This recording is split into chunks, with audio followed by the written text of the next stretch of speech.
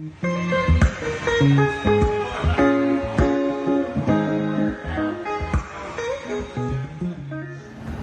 Mark Meldrum, Meldrum's Monster Garage, and we're out here in the garage on Monday, and we're filling up the L99 LS3 2012 Camaro motor up that's going to go in this 1966 Malibu behind me, up with some brand new oil. And of course we're doing some break-in oil that was suggested by Texas Speed. We got Texas Speed camshaft, Texas Speed springs, Texas Speed lifters, Texas Speed push rods, Texas Speed DOD replacement, timing chain, timing cover, all that good stuff from Texas Speed.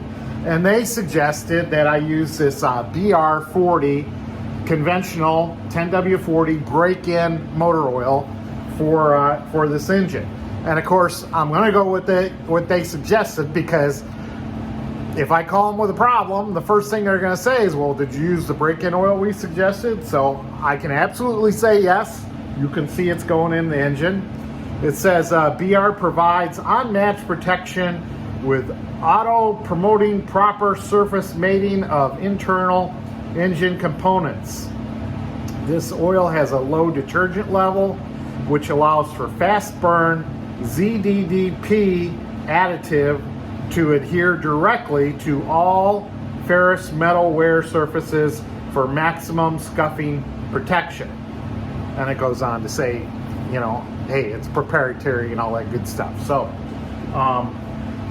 we got that going into the engine.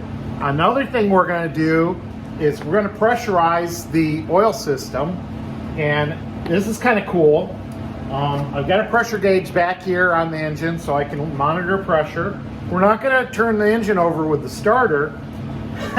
Look at this. I've got an old Roundup container, and we're going to I've flushed this all out. There's no more Roundup in it.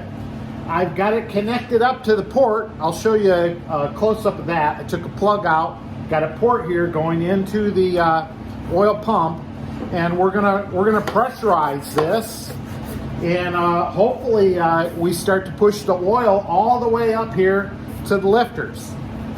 Now, I put the valve cover on the other side just so I could make it easy to fill the engine up. We'll take that off and we'll look it up everything as we pressurize this. And so I put 5 quarts of engine oil in, and as you can see, we're on the dipstick. We're on the very low end. And what I'm going to do is, I think it should take about 6.5 quarts. So I am going to put a couple quarts, 1.5 quarts or so in the pressurized container, and then try to pump in the rest. So let's see how this goes. I also filled up the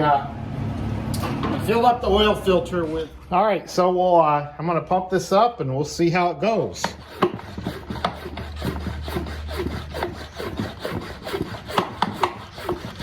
All right, so I do have 8, maybe 9 PSI on the pressure gauge. I've been pumping, and I don't see any oil coming up through the lifters yet, but at least I got a little oil pressure on there. And I do see oil is going into the engine. I checked the dipstick again, and the dipstick is a little bit higher than it was before.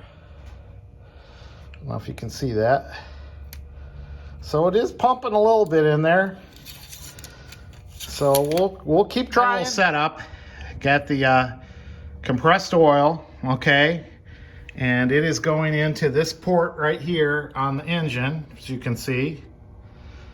And there was a plug in there, and I put a fitting in there. And I am rotating the engine every once in a while, just so you know, we're getting oil throughout different spots of the engine as the crank's in different spots. Okay, give her a couple more pumps and we're up to about 14 PSI. So we're making progress. Kind of interesting. I cranked the engine over a couple times by hand, and we went up to 15 PSI. Okay, we're up to about 17 PSI right now. I still don't see oil getting to the top part of the motor. but I do believe I'm just about out of my oil in my container here, and might have to take things apart there, and because now I think I'm just pressurizing with air on the motor. So I'm gonna put some more oil in the container down here. Pump all the oil out of there. I think I got about a half a quart more I can put in there. On these LS motors with this particular oil pan, of course with the factory oil pan, you got about 8 quarts. And with this pan, we're not really expecting, we're expecting about 6.5 quarts. But from what I read, they said fill this sucker up with as much oil as you can, because obviously I don't want to have a problem again. So we're going to keep pumping in some oil here. Like I say, it got probably about 6 quarts in now, and the dipstick is about mid reading. Yeah, we finally got a little success on this. So starting to see oil come up through this lifter. So at least it's coming up through one. And I think I saw it coming up through on one side. I've heard you got to let this set for a while. Of course, the oil coming up through there is from filling it up, but this one it's coming up on.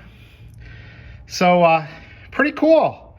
Got a little successful method of takes a little muscle. I'm out of breath from pumping this thing. After I took it back apart and relieved the oil, relieved the pressure, came down to 0. And I put another half a quart of oil in the container, and you can see we're up about 11 psi right now. So yeah, we're gonna let this set, and maybe eventually it'll end up pushing through some more here. But anyway, long story short, I'm very comfortable now that this engine is nicely primed and ready to go back into its home over there. All right, slowly but surely there's oil coming out. So we've got oil coming out of there, oil coming out of there, oil coming out of there, and over on this side I know oil is coming out of there, oil's coming out of there. It's just not where I filled it up, I can tell. Oil coming out of there, oil coming out of there, oil coming out of there. So we're just going to keep letting this set, and hopefully it ends up bleeding through every one of them. Okay, now I'm hearing some action. Hear that?